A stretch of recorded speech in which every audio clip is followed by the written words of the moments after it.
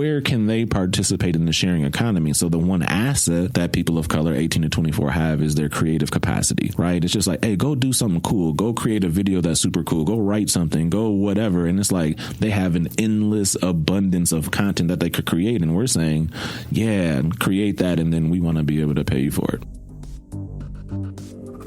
Welcome to the Schmidt List, the podcast for people dedicated to managing successful projects, developing impactful products, and building engaged teams. And now, here's your host, Kurt Schmidt. Mondo. Yes, sir. How are you? I am golden. Thanks for having me up here. And like, hey, let's just have this conversation right now. I'm excited. Yes. I'm excited to be talking to you. So, how did you get into tech? Where did this all start? Were you like a tinkerer when you were younger, and you liked computers? And like, how did you end up as a tech guy? No, so there's a very defined story. So January 7th, 2010. At the time, I was an educator, and I had just got done playing basketball because that was my journey up to that date. Like, hey, I'm going to hoop. I'm going to be a professional athlete. Nice.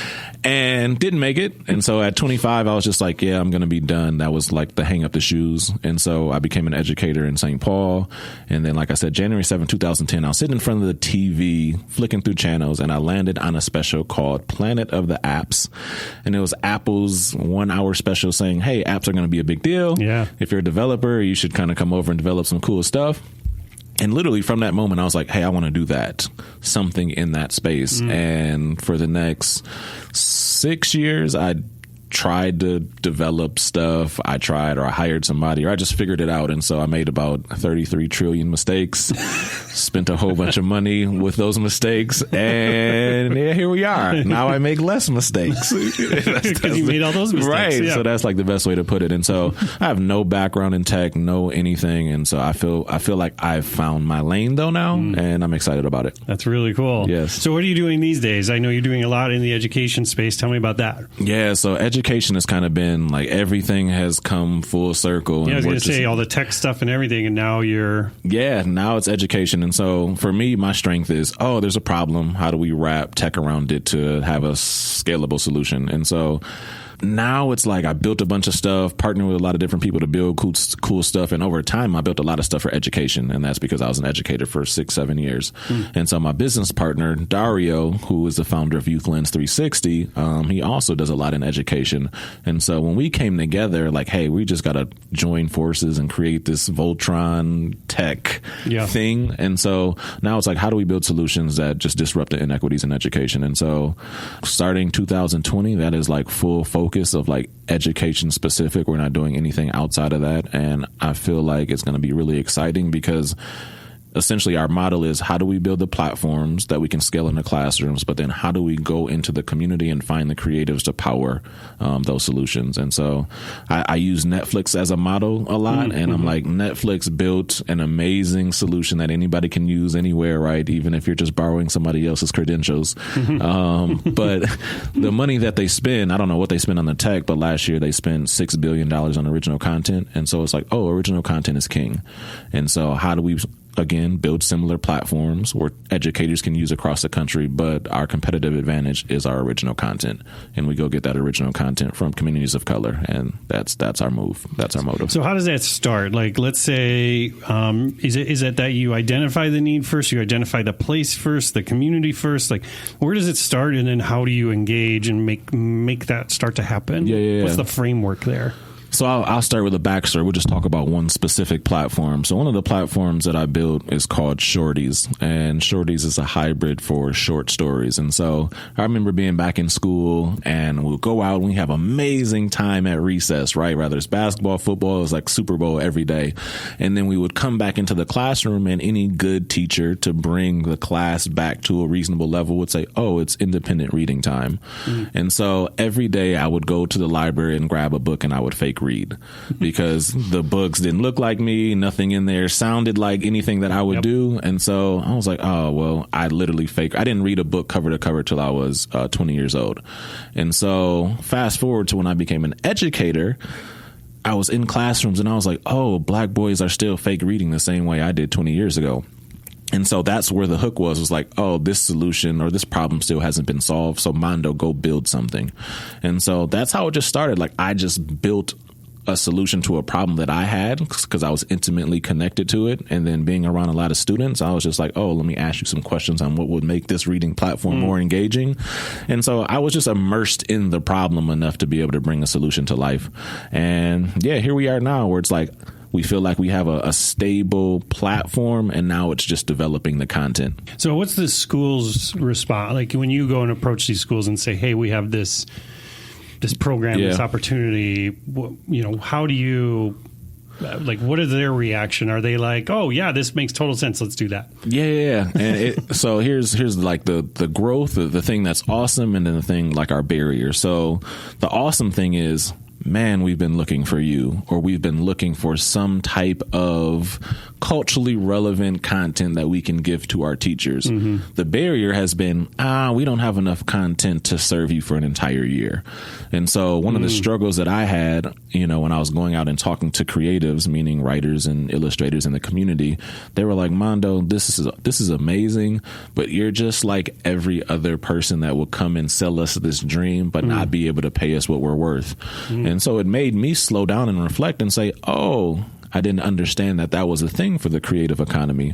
And so we slowed down and figured out, or we're working through figuring out, how do we pool together the resources to be able to pay creatives at least somewhat what they are, valued at, right? Yep. And so that's been our barrier. It's like, hey, schools want to opt in, but it's like, I need more content as an institution. And so that's where we're at right now, and trying to just build our library of content. Got it. And so as you're building that library, like how are you going about that? Is it all being digitized, and like is it going to be in one central place? Like what's kind of the launch pad for it? Yeah, so let's say we have multiple different platforms that engage in a different way. Okay. So Shorties focuses on, it's a digital library of culturally relevant short stories, right? And we really focus on third grade. And so because at the end of third grade, if you're not reading proficiently, you're 3 times more likely to drop out of high school, and you're 4 times more likely to go to prison if you drop out of high school. And so it's like, okay, that's where people are dropping off, or people of color. Actually, the data says that only 10% of low-income Black boys read proficiently as they enter 4th grade. Okay. And so it's like, wow, there's that school-to-prison pipeline that a lot of educators talk about. And so Shorties really focuses on solving that problem. Then there's a completely different platform called Music Nerds, where we take, music, like current music, and we wrap lessons around contemporary music that people are engaging in. So I'll give you an example. So let's say you're in a political science class, and it's like, hey, I want to talk about taxes. And so we then take a song, let's say by J. Cole, which is called Brackets, where he talks about taxes, how it impacts him who's making millions of dollars, and all the way to how it impacts the mother in the community that doesn't have a lot of money. Well, if you start a lesson and you play a J. Cole song to engage the class, and then you wrapped all the other content around it, like, oh, okay, here's what J. Cole is talking about with taxes. And then here's like the Trump initiative for the tax cuts from last year. And it's like, oh, well, I'm now more interested in it because one of my favorite artists, J. Cole, is talking about taxes, and now I see the power of taxes, right? And so we're building out content for that. And then thirdly, we have a platform called Leads, which is like, how do we build the best utility belt of original content? This is like a lot of mini documentaries for people to go and educate around diversity and inclusion. And so the best way we put it is like, hey, there's a lot of people that can move people to action, whether it's in schools or it's in corporations, but they don't have the tools to be able to go engage, or there's not a platform where it's like, we want to go find the best people to come in and engage our community, our employees, or whatever. And so we're building that, and we're excited about it. So like, that's like at a broad vision, like the different platforms that we have, and like how we lean into the creative economy to build that content. It's funny because as we've been going through like a branding cycle of like, how do we say that in a more consolidated fashion? And so we learned that trying to explain all these different platforms has been kind of tough. Like when you think about Salesforce, they don't break down all the different tools that they have, right? And so we just say we're trying to impact education and disrupt inequities, and we do it in a lot of different ways. And so that's where we're at. And so how do you identify, is it a lot of these schools coming to you, or is it you going and pitching them? How does that process work? Right. So one of the benefits of working with my ace in the hole, Dario, is they've done a lot of work with a lot of superintendents. Okay. And so having that relationship with superintendents has been super helpful. I'd like to note, like I talked about earlier, the student conference that we put on October 21st, which was 1,500 students from 40 different districts that came together to talk about the good and bad of education and how they think it should be changed.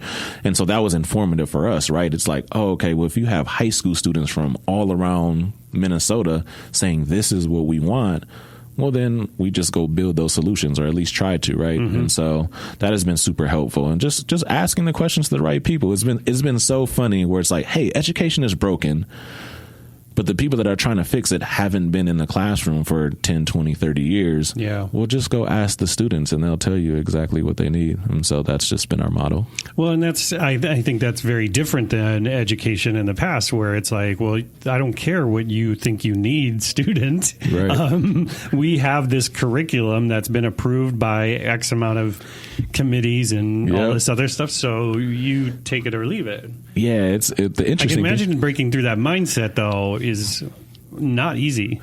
It's not easy, but then when you say like, well, look at your class, like you got people asleep, so you might want to change your strategy a little bit. And honestly, for educators that have been in it for a while, especially in urban areas, a lot of the times they go outside of what they're given to engage kids anyways, and they're like, we got to go on the internet somewhere and find more engaging content. And so when you talk to teacher by teacher, they're like, oh, absolutely, we'll love to adopt this, because this is what we do anyways, just on our own time. And they build up their own kind of tool belt of things to engage kids.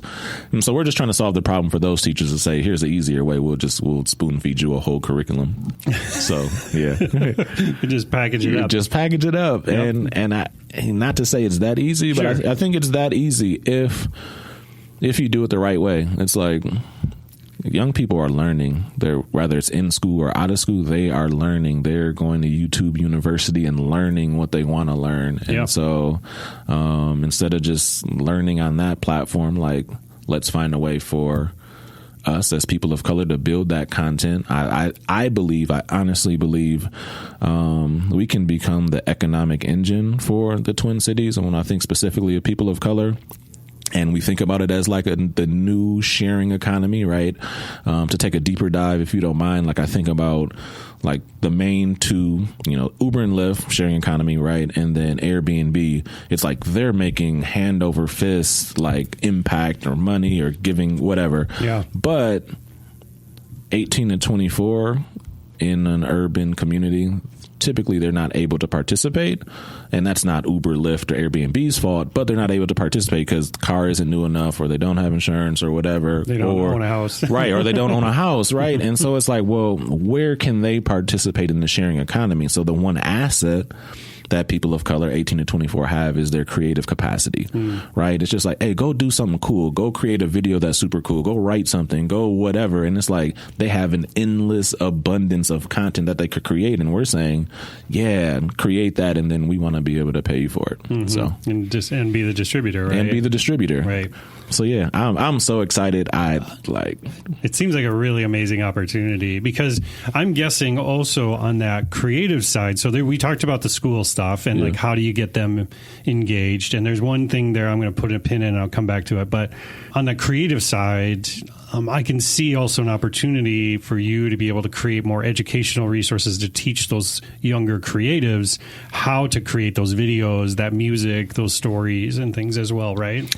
Yeah, it's our big vision. Let's just say we can hop 5 years from now. Yeah, let's do it.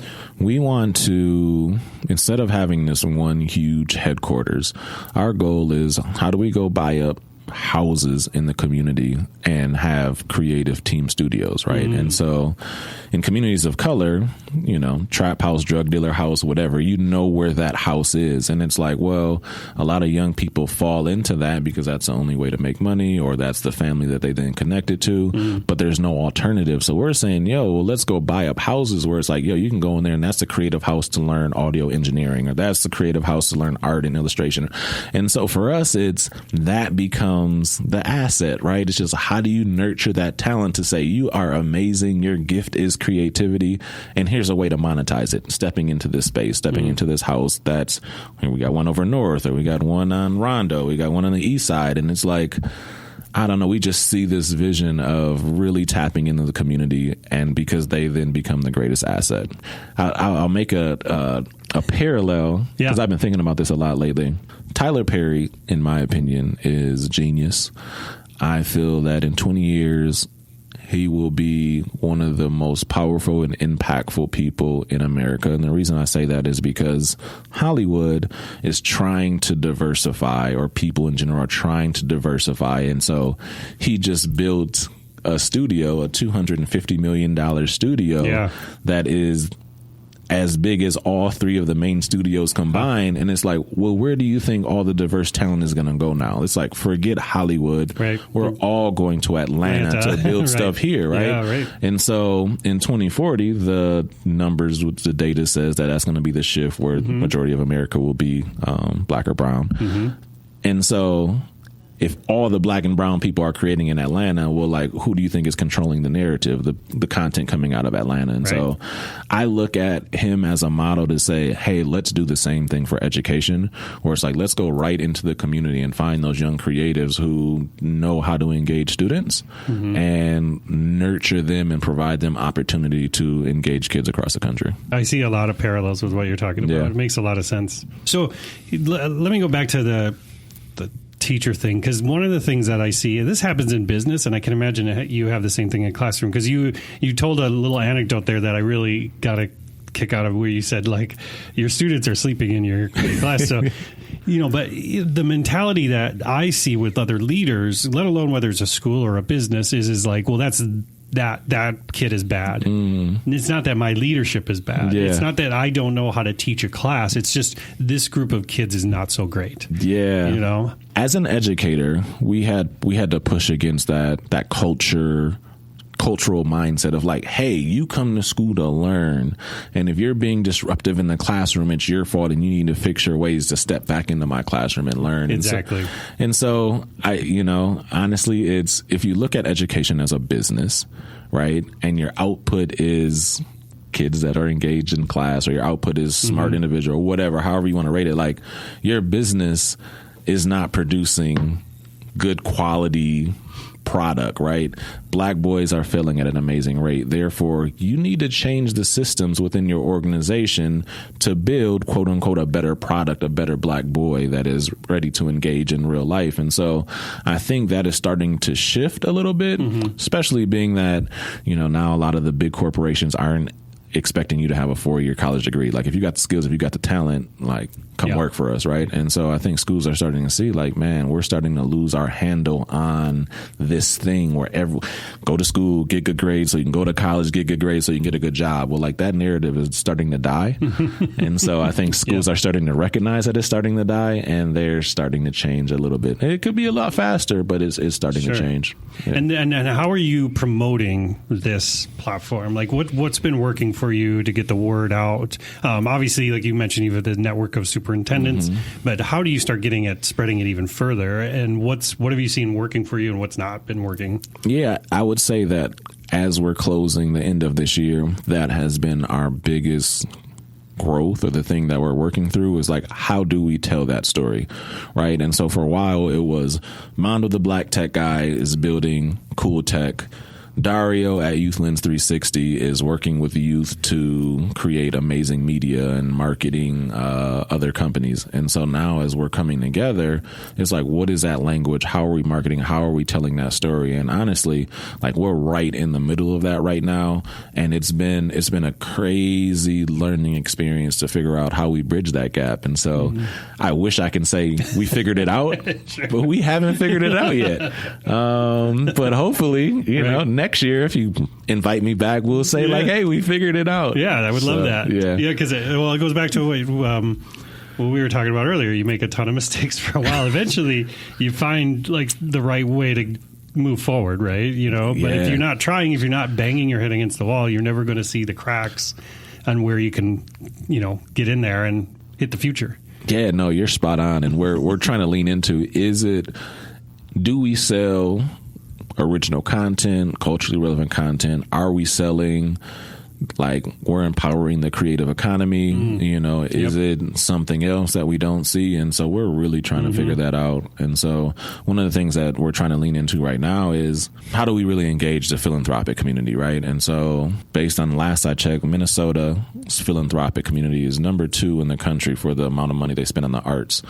And so how do we shape a narrative that says this could become an economic engine for the arts, where it's like right now we give you money, you go do what you do, and then you come back for more money later, and you come back for more money later, because creatives, and at least in our economy, haven't figured out how to monetize their genius yet. Yeah, no. And so no.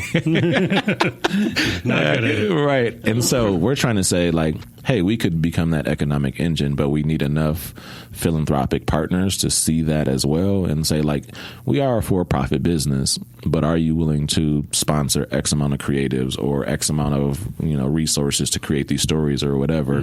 Because that could be the kickstart of something huge in the Twin Cities. And I don't know if you've seen the signs everywhere that says, like, Minnesota is worse than the nation for educating kids of color, right? And so if that's the narrative, and whether it's philanthropic community or big companies, it's like if somebody lands here and they see that and you're trying to recruit diverse talent, they're not going to come here. Right.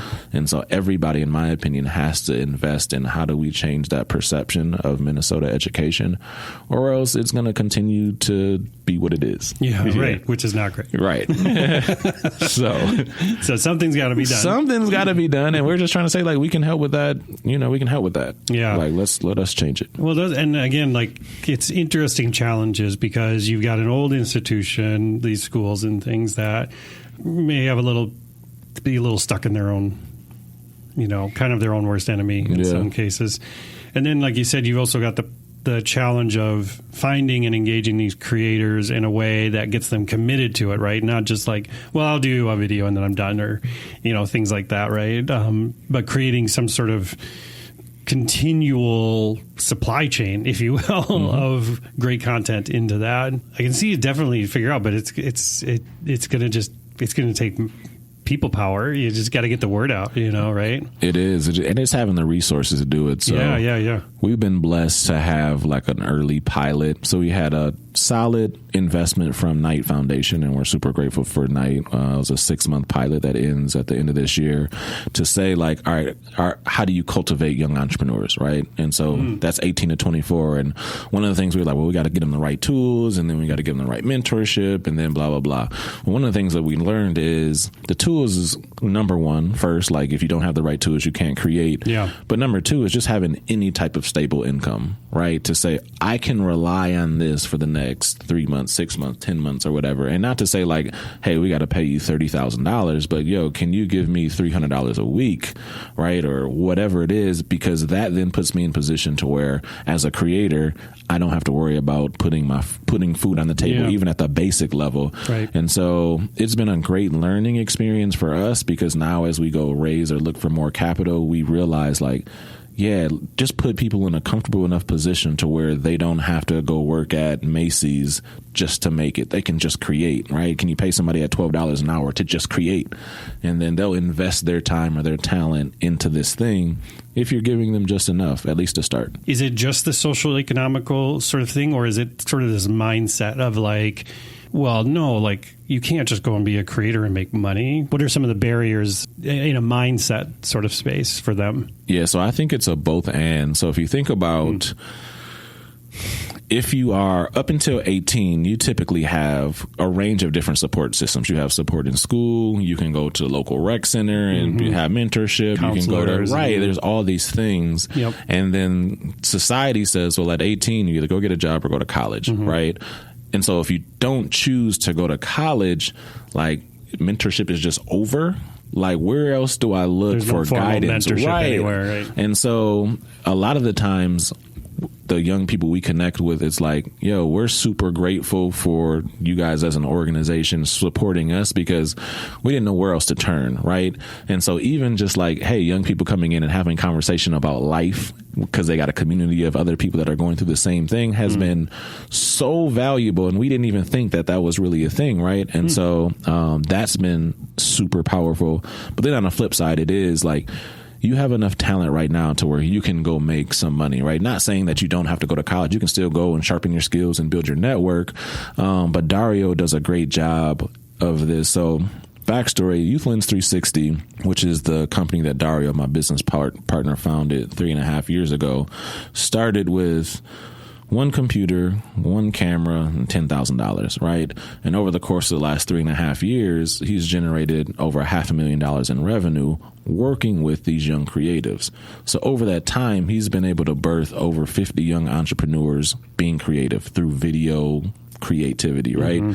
And so what does that do for them? It's like, oh, okay, well, we're running around here creating music videos for $100 a pop, right? Yep. Well, no, you can go to 3M or you can go to Best Buy or you can go here. I'll be kind of the intermediary to put you in position to do this. And now I can make $3,000, $5,000, $1,000 per video or whatever. And so one of the things that he's been instrumental in is finding that young talent that is already amazing and just positioning them to be able to monetize their greatness. And so now we're like, okay, well, we've been doing that, going and chasing contracts. We could also do that by building our own like distribution platform to where we have reoccurring revenue, and like we don't have to go chase contracts all the time. Right. And so that's the move. Yeah, I love it. Yeah, I think it's great. I'm excited. I'm so excited. Well, yeah, I mean, I'm excited too because I mean, my entrepreneurial sort of headspace, I just see so much opportunity in this right away, and then plus the great impact of it, right? And the problem you're dealing with is not necessarily an institutional problem; it's a people problem, right? It's I have to convince these 18 to 24-year-olds that they have something of value that they can give, and that they will get value in respect. And then I have this institutional sort of side that's like, well, this is kind of new and weird. I think it's important and we need stuff like this, but how can we commit to it? And a lot of that is kind of selling in a way, right? It's just kind of, I mean, I know selling got a bad connotation to it. No, it's all good. You're right. Spot on. But you really got to learn how to get that buy-in from folks, right? Yeah, it's been interesting. So I talk about Dario a lot, right? Because the way we complement each other is kind of amazing. And so if there's any sports fans, any basketball fans listening, I use an analogy of like, I'm Phil Jackson, right? I love to just create the triangle offense, like the system that makes everything work. And where Dario is the Magic Johnson, he is out, he is networking, and he's passing the ball to the right creative to be able to go execute at a high level. Yeah. And so in that, we've been able to build a lot of trust with foundations or schools or organizations because Dario is that sharp person. Yep. We trust Dario, and if Dario trusts that young person, we then by default must trust that young person too. Right. And so it's been amazing, like navigating this whole thing because of the relationships that we've built over the last decade, right? And now we're coming together saying, now we're going to do this together. And we're going to activate all this right, at once. Yeah. Right. And so that's like, between me and him, we talk about Voltron a lot. Like this is Voltron coming together to make something amazing happen. That's really cool, man. Yeah. Well, I want to thank you for joining me. So if I want to learn more about how I can help in this. Where should I go? Where can I find out more info, Mondo? Yeah, so the website right now is Team Studios, TEAM Studios.org. And there you can see like all the different ed tech platforms we have moving around, or like follow me on IG at the Black Tech Guy, or at the Black Tech Guy anywhere. Okay. Yeah. It's everywhere. But, IG is where I... Wait, are you on TikTok? I am not. My daughter tried to get me on there. I was like, this might not be for me. So yeah, I've been talking about it more on the show because it's just fascinating. I got addicted to it. Really? Yeah. Well, okay. my 11-year-old son loves it, and he's got like a locked account with a couple of his friends that they mess around with each other and stuff. And I don't know what it is. It's just super addicting. I mean, my daughter, 12, right, and similar age, she's like on it all the time. I'm like, it looks cool, but I feel like I'm too old to be on it or something. I know. The funny thing is that I read statistics like it's getting older like every day. Oh, really? Yeah, like fast. Like it's stealing a lot of thunder from other things. Anyways, we do a whole TikTok episode. Right. Anyways, Mondo, thank you so much. I learned so much today, and I'm really excited for the work that you're doing. I think it's really important, and I'm going to encourage everybody here to go and check out the website. You'll be able to find it on the website in the show notes and all that stuff. So thank you again. Awesome. Thanks for having me. Thank you for listening to The Schmidt List. If you want to learn more about how Foundry accelerates innovation, check out foundrymakes.com. And if you'd like me to speak about establishing a growth mindset at your conference or with your team, drop me a note at kurt@foundrymakes.com. Oh, and the next time you're on the internet, head to iTunes and leave the show a review. If you enjoyed this episode, please share it with a friend, because sharing is caring. I truly appreciate you taking the time to listen to the show, and I hope you have a fantastic week.